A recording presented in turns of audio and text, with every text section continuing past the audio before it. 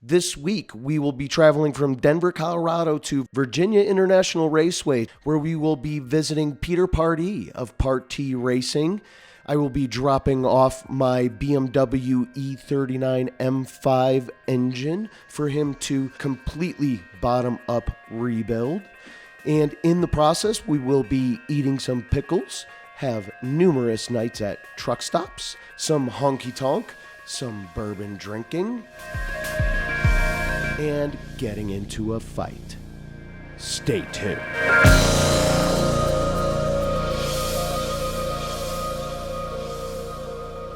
So I could have just delivered my engine to Virginia, but I decided to turn the delivery into an adventure. So I invited 3 of my friends, stuffed 4 dudes with emotional issues into a small RV, and headed across the country. But first, I had to prepare my engine for delivery, find all the parts I needed, and then somehow figure out a way to stuff it into said small RV. So I gathered the parts from a small triangle in my garage, disassembled the accessories from the engine block as they were not needed for the rebuild, and then employed the help of my good friend Ryan, who was also joining us for the adventure, to help me literally stuff the engine into the RV.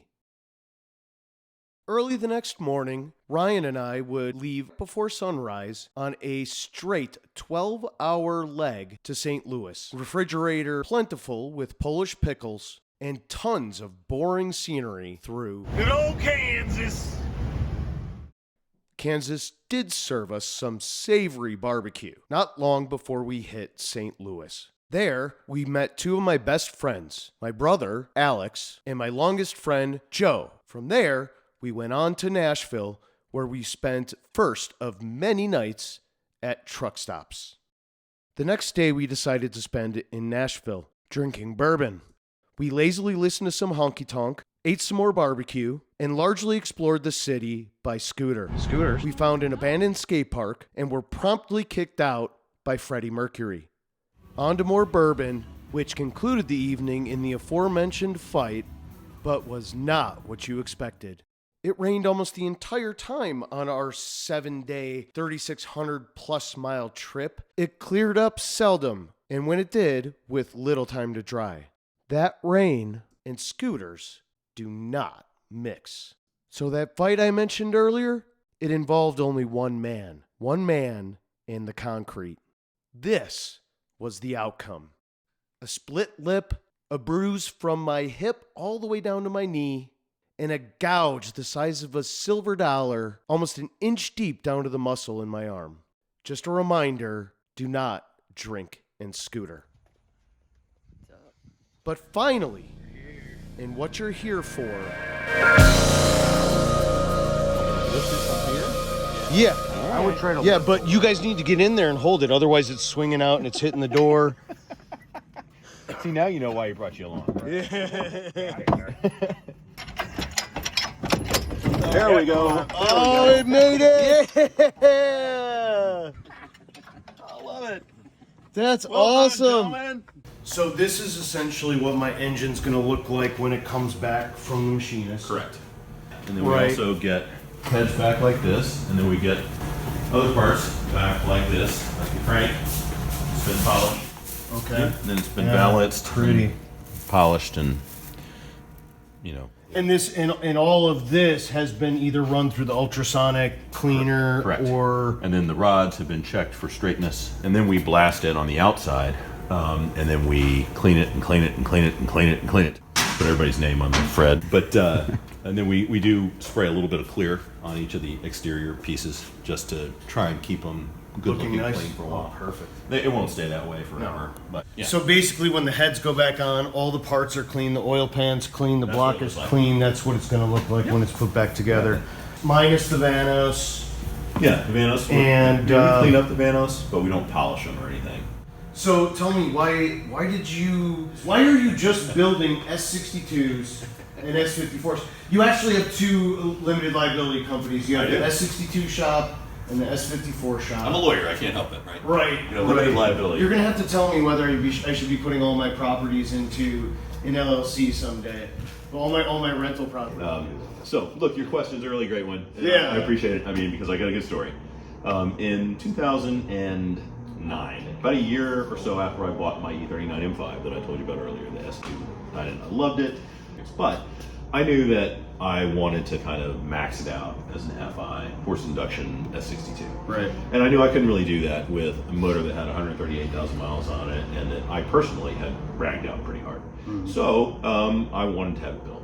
And I checked around, and there was a company called Bavarian Solutions at the time that was pretty well known and thought of for doing high horsepower forced induction builds. Admittedly, mostly in the S54, S52 world, not in the S62 world.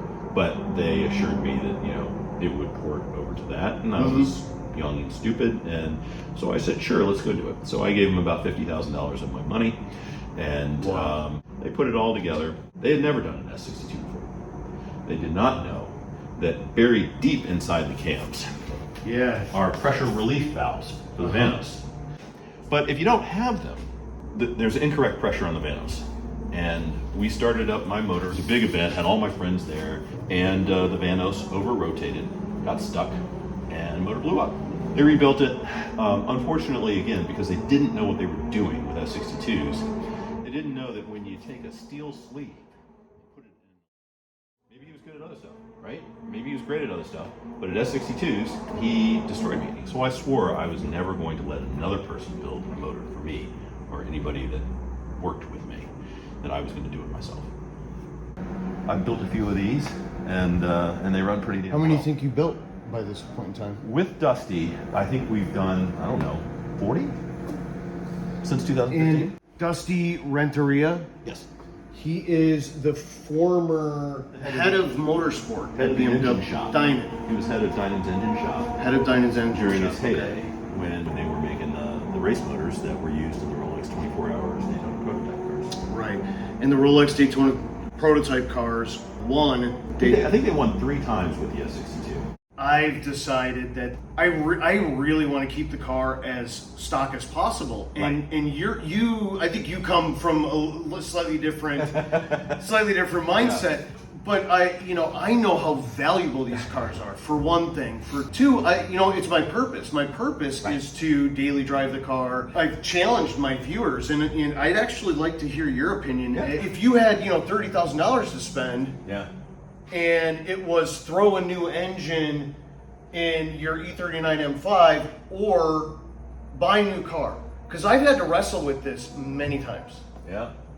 What would you do for that money and still get the same thing that I get? You know the answer I'm going to give you, right? Because I'm an E39 M5 fucking fanatic, right? Yeah. I love the car.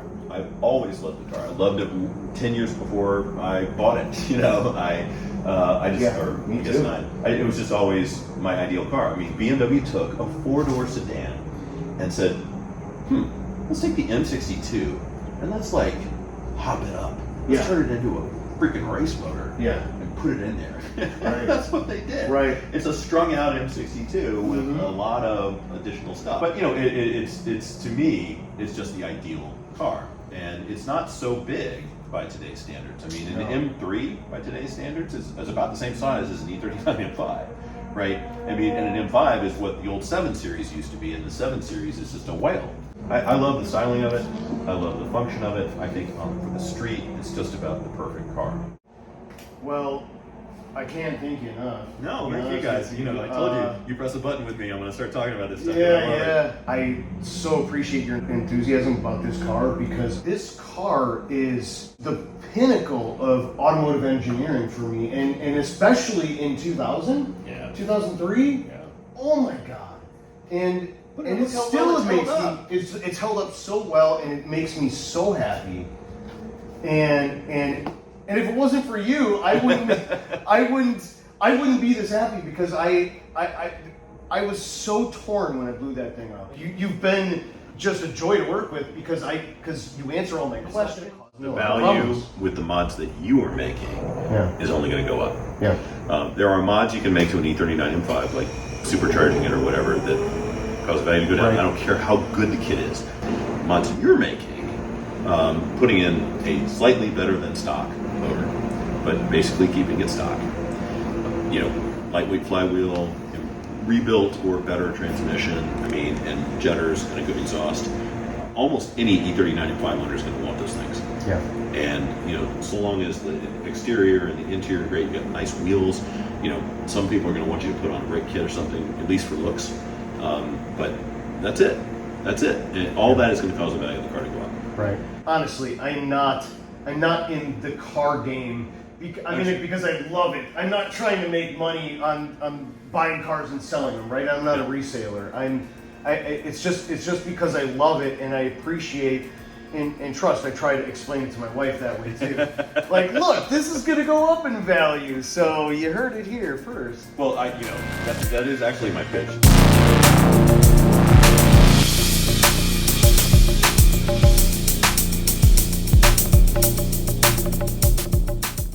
This is what you gotta do, YouTube. Bada bing, bada boom, bada bing, bada boom. And when you get a dog, much less two dogs, you have to plan accordingly. Plan accordingly. And bada bing, bada boom, bada bing, bada boom. Whew. Okay, let's see what my blood sugar is.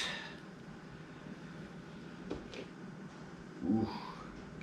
And so I got my engine back there with a bunch of nuts and bolts and laying around. And if any of those bolts get kicked or anything, then they end up everywhere and I can't find the parts. And, you know, I'm blaming my kids, and soon you know, soon I'm beating my kids. And so I had to block off the engine. I gotta find my phone. Sorry, my blood sugar's low. Well, I get it. Oh, doming. Anyway, I had to park my cherry picker over here. Make sure there's not enough room for any rugrats to get through. The tote over there, a chair here. I had to park my 918 Spider over here.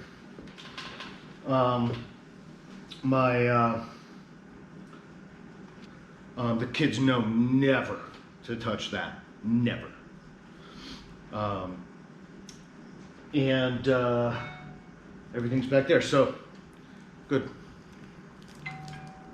No foul play, kiddos. Anyways, next time on Our Works Garage, a little more E39 M5 action. Peace.